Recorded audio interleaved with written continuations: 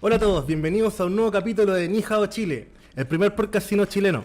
Hoy tenemos a un invitado espectacular, a un gran amigo, lo conozco hace muchos años. Él es Mauricio Rojas, él es actor de cine y también de teatro y televisión. Ha hecho muchos papeles, quizás hay algunos ya lo conocen por ahí por algunos papeles que vamos a ahondar después. Y bueno, muchas gracias por venir a nuestro video podcast. Bueno, muchas gracias a ti por la invitación. Muy contento de estar acá. Y nada, pues con ganas de conversar y que hablemos un poco de lo que nos convoca, digamos, que es la cultura china, que yo he tenido algunos nexos con eso, así que por eso también estoy acá. Así que muy, muy contento y muy agradecido del equipo, además. El catering que está muy bueno. Bueno, los invitados que tenía acá. Gracias, compadre. Oye, cuéntanos un poco más sobre tus orígenes. ¿Cómo partiste en esto del teatro? Porque tú partiste primero en el teatro y después te fuiste a la pantalla, ¿no? Exacto. Bueno, vamos a hacer una génesis ahí. Ya. Una síntesis. Bueno, sí, yo soy autodidacta, primero que todo. Yo no pude estudiar teatro porque fue obviamente familia pobre. Como decía el otro invitado también, que como, oye, vaya a ser artista, bueno, te vaya a morir de hambre. Sí, es como la frase que nos convoca, que generalmente a la generación nuestra, que setentera, ochentera, que era como que el arte igual estaba súper... Mal visto, ¿no? Sí, porque en general en esos tiempos el artista estaba muy catalogado como bohemio y la cultura, la gente no leía mucho. Siempre se dice que Chile es una tierra de poeta, pero la gente no lee. Así, o leen ciertos escritores, pero hay gente que más escribe que lee. ¿En serio? Entonces, en general yo creo que era por eso y también el prejuicio, además es una economía bastante dañada, entonces hacer Claro. teatro Basado en la extracción de recursos o sea, solamente. generalmente, claro, era como generar plata para comer. O sea, a mí me mueve el hambre, yo creo que a la mayoría de los artistas nos mueve el A hambre. todos nos mueve el hambre. Entonces, hacer teatro era difícil. Entonces, parte eso y llego al teatro por accidente, me acuerdo que ahora hay un taller de teatro porque no tenía plata para estudiar en la universidad. Entonces, llego a un taller y me seduce la idea, oh, qué bonito esto. Ya yo había tenido algunos aproximaciones cuando más joven, la obra de Jesucristo, Superstar y todas estas cosas que se hacían en doblaje. ¿Qué papel hacía en Jesucristo? Pilato, güey, me lavaba las manos. Oh. Y me sigo lavando las manos, ¿no? En muchas cosas. Pero entonces llego, y eso se hacía es que es muy primitivo, se hacía como en doblaje, con un cassette.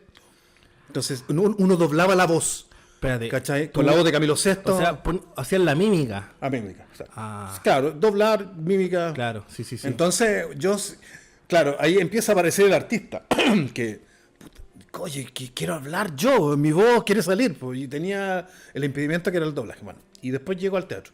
Entonces ya, empezamos a hacer teatro, empiezo a trabajar, me acuerdo, en un taller, y ahí llega Juan Rodrigán, para hacerla más corta, porque esto es un compendio de 10 años más o menos. Hay Y que Juan Rodrigán me ve, dosificarlo. claro, hay que hacer síntesis. Como decía, maldita sea, ¿no? Apretarle poder de síntesis, ¿no? Entonces...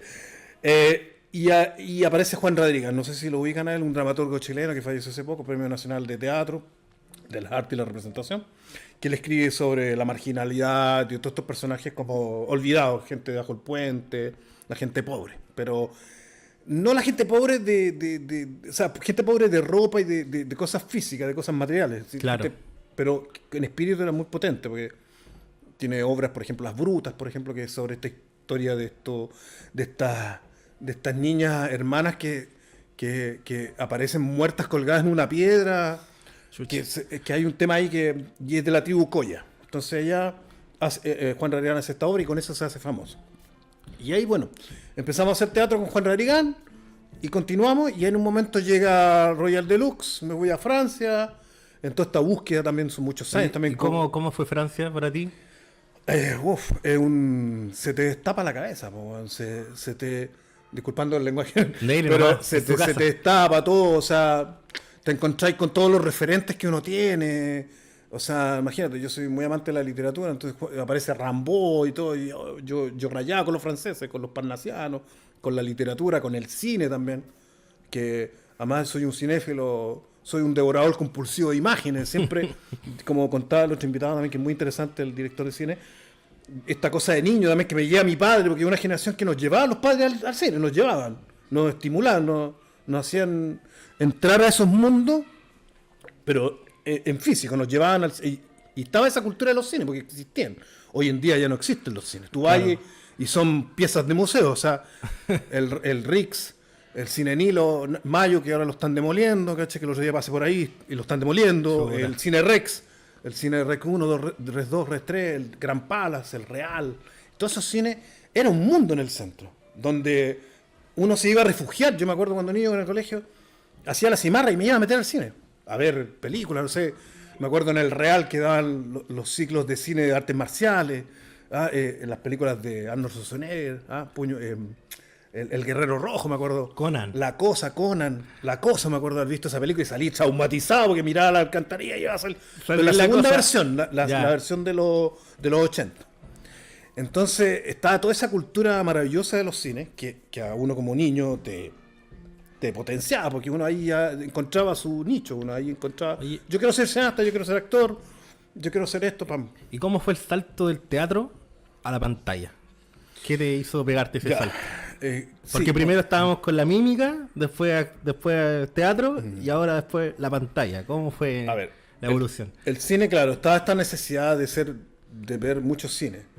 Y yo me acuerdo mucho esta marca de películas que estaban los VHS, el Video Manquehue. No sé si se acuerdan. Que eran unas películas. Y eran los únicos que traían cinearte. ¿Cachai? En VHS. Entonces, yo empiezo a ver mucho cinearte y me entusiasmaba mucho hacer cine y actuar en cine. Y bueno, y no enseñaban actuación de cine. Porque hay tres tipos de actuación. Actuación para cine, técnicamente estoy hablando. Actuación para teatro y actuación para televisión. Son tres técnicas súper diferentes. Distintas. Entonces, la técnica para cine no se enseña. Eso viene, eso es casi como lo que hablaba Marlon Brando, que es casi como instinto, ¿cachai? Como entender, porque la televisión es más cotidiano, lo que estamos haciendo ahora. Tú podrías hacer televisión. Ahora, Y teatro hay que agrandarlo. El doble porque te tiene que escuchar hasta el último Gil que está atrás. oye, y hablemos un poco más de tu carrera, después lo vinculamos después con China.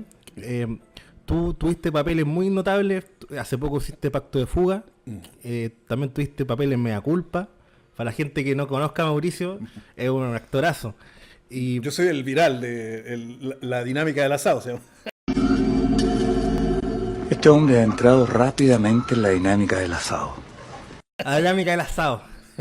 Ese capítulo es brutal, es brutal. Y hiciste una actuación que es muy sorprendente, sobre todo la escena, bueno, la escena que ya todos conocemos. Oye, y tú hace 10 años, 15 años, no recuerdo bien, tú hiciste un proyecto en el norte que tenía que ver con los chinos, y eso fue un proyecto de teatro. ¿Nos podrías contar un poco? Porque también hicieron una investigación de todo eso. Sí.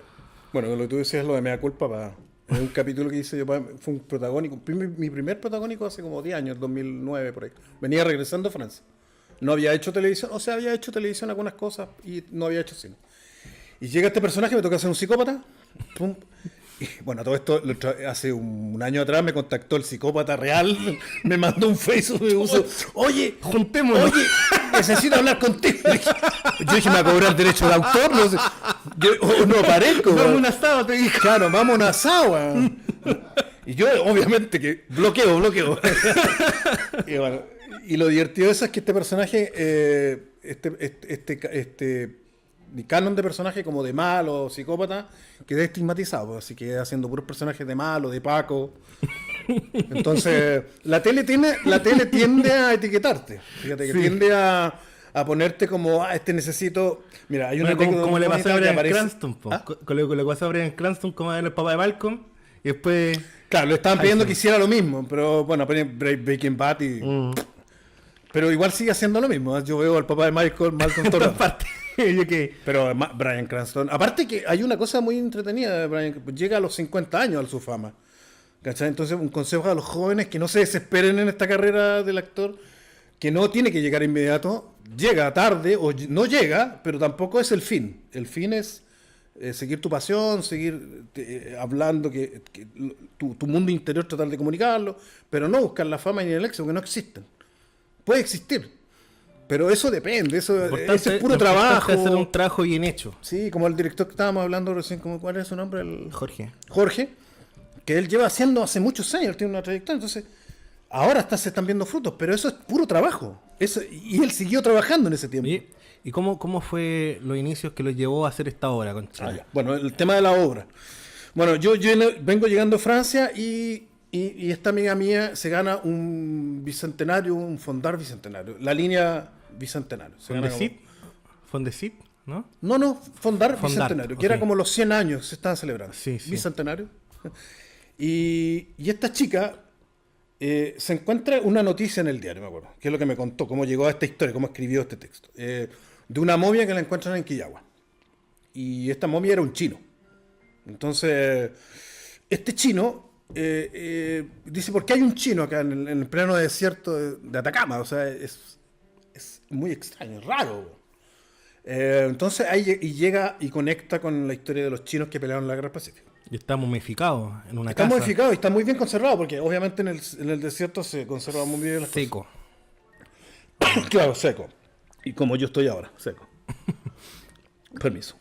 Entonces, y me llama a trabajar. Entonces me ofrece un personaje que es un minero, que bueno, ahí están las imágenes. Ese Patricio Lynch, que es la imagen que nosotros poética que estábamos hablando ¿Ya? de cómo lo veían los chinos. Entonces, llegamos a hacer esto y yo hago un minero, que como en la minería antigua era un cateador, que cateaba los cerros, encontraba los minerales. Y empezamos a meternos en esta cultura china que ninguno de ellos es chino ni nada de eso. Mira, ahí hay unos chinos, ahí, bueno, es el minero. Y esta historia se cruza el chino con un minero. Se conocen en el desierto porque los salva, porque él viene escapando de las guaneras. Las guaneras eran los lugares donde traían a los chinos a trabajar en el año 1800, 1840, 1849. Empiezan a llegar la migración a Perú. Los traen como Como le llaman esclavos. culí. Culí, sí. Claro. Daniel habló sobre eso en otro capítulo que tenemos. Pueden visitarlo si es que Eso, les interesa. Es interesante para poder contextualizar esta conversación.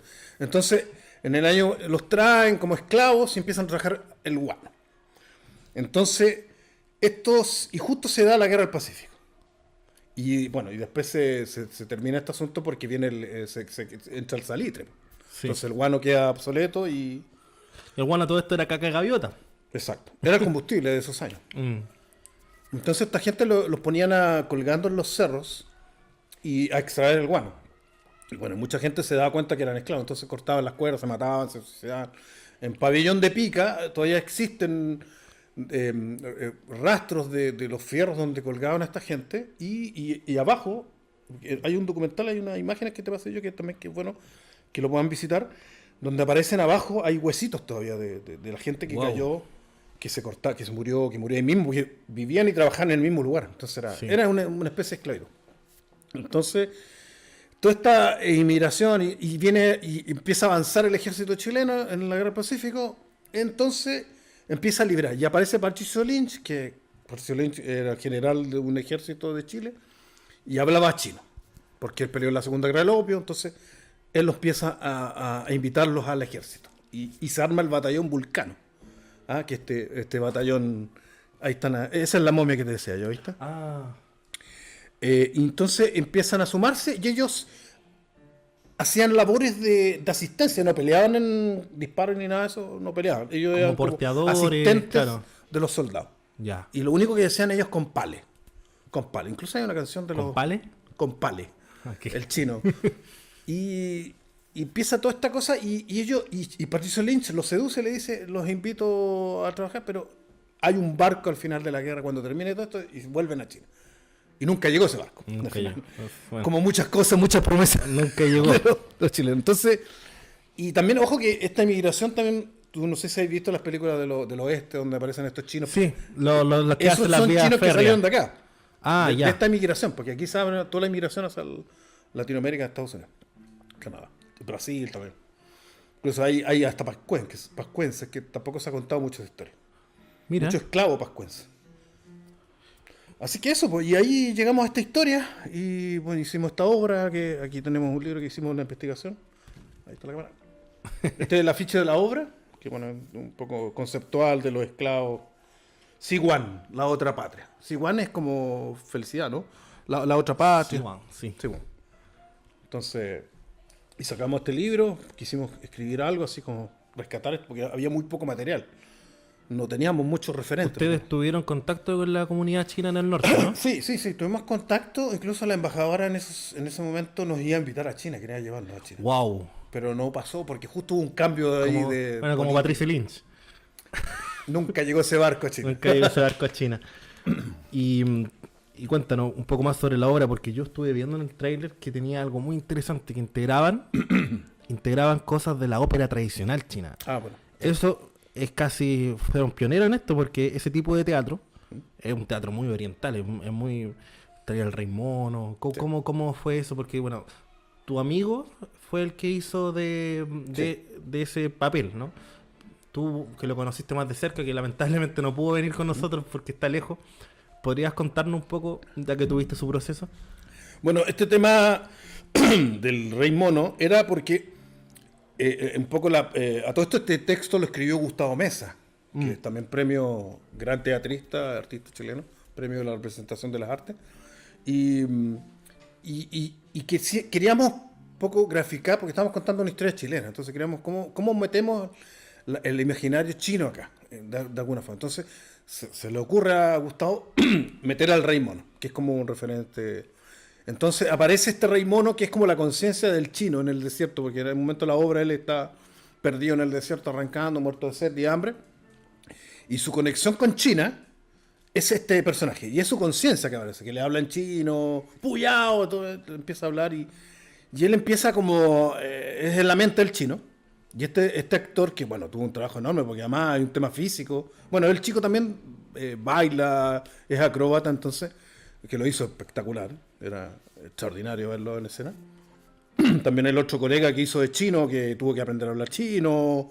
Wow, en ese Había tiempo. caracterización también física, porque también hay momentos donde muestra su espalda, los latigazos, que todo esto era Entonces, este personaje, queríamos reflejar esta cultura china con ese personaje, el Rey Mono.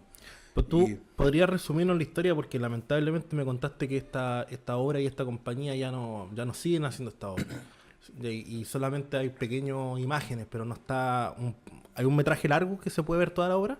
O sea, la obra está grabada. Yo no sé dónde está. Hay que pedírsela a la directora. Los media. Debe estar por ahí.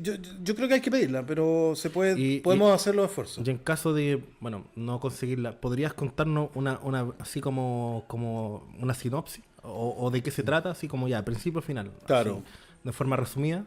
Bueno, esta obra comienza con este asunto de las guaneras, de este chino que escapa de una guanera. Ujú. Entonces, y ese chino que se supone que estamos reflejando un poco esta momia que encontramos. Ya. ¿Cachai? No es que sea él, sino que parte un poco la inspiración de este chino. Entonces, escapando de esta guanera, se encuentra con un minero, con un cateador que se llama, que es los que catean los cerros, que es mi personaje. Entonces ellos se hacen amigos. El minero lo salva, porque lo encuentra muerto de hambre, de sed, y lo ayuda. Y empiezan un camino juntos. Entonces, en este camino, él ve en un momento en el desierto, después de pasar muchas cosas, ve a un ejército chileno y él cree que es China porque iban con instrumentos. Entonces él dice, el carnaval, China, todo el rato. Su cabeza estaba en eso y la conciencia, el Rey Mono, le va diciendo, anda para allá, sigue para allá, sigue tu destino de libertad, tenéis que volver a China. Ese es el objetivo, volver a China. Ya. Entonces se va con este ejército. Que finalmente es el ejército, no es lo que él piensa que es como un carnaval chino. Entonces, se enrola en el ejército, que se llamaban los enganchados. Y los enganchados en el ejército chileno no eran soldados. La gran mayoría del ejército chileno en la guerra pacífica era gente que eran trabajadores, obreros, y se les enganchaba porque se les obligaba a punta pistola a meterse al ejército. Por eso se llaman enganchados. Entonces, y el minero también se mete en el ejército. Y después de un tiempo se encuentran en el ejército, que está la imagen ahí, que se encuentran y tienen un amor juntos, que el minero está enamorado de esta niña, que es una actriz que falleció hace muy poco, que trabajaba en Megavisión, Marcela La Carrera, que le mando un besito donde esté, que nos va a estar mirando, y yo creo que ella también está hablando acá. Y ella es el amor de los dos, es que hace una teleserie, pero un triángulo amoroso. exacto, ¿eh? No tan largo como el asunto está de la verdad oculta, pero y el asunto es que ellos pelean juntos. Y bueno, ahí dejamos abierta la historia de que quizás uno falleció, el otro no se sabe. regresó no, se deja abierto al final y eso es un poco como a grandes rasgos el resumen de la obra. Y ahí en esa obra también se van contando cómo viajaban en barco, cómo los enganchaban en Macao, por eso le decían macacos. En Perú viene toda esta estigmatización, los culís también, que culís viene de Trabajar duro. sí, que se les ponía, los ingleses les ponían porque son colonias inglesas, entonces les ponían a los trabajadores indios y orientales les ponían A culi, todos juntos. que es como empleado, como peón. Esa es un poco entonces se llaman culi. Y eso, pues, y a grandes rasgos la obra, la obra ya no está, hace 10 años que la hicimos, pero siempre vuelve el tema porque... Ojalá que vuelva la obra. Lo veo difícil porque estamos más viejitos. Yo debería ser el abuelo del minero. No. Pero yo creo que no va a volver, pero están las imágenes, está la historia. Y ahí está por el material, que consulten, que lo busquen. Oye, ¿y al cine no se podría llevar a una cosa más chica? Qué buena pregunta, porque yo supe por ahí que había interés de hacer esta historia. Ya. Incluso a nosotros se nos acercó un director, nos dijo, oye, qué buena esta historia, no me acuerdo su nombre del director. Creo que por ahí escuché que era pariente de Lynch. Del general Lynch. Sí, el Príncipe Rojo van a hacer eso. Eso, la película se llama El Príncipe Rojo. Entonces hay interés, pero es una producción cara, además una producción histórica es muy cara. Porque, bueno, con el tema de Pacto Fuga, que no sé si hablamos de ello, ¿no? Es una película que estaba basada en los 80, 89, 90, que es La Fuga de los Presos. Ahí está la momia, mira, si tú te das cuenta, ese es el chino que está... Eso está en el living de una persona que prestó su casa porque no hay museo en Quillagua.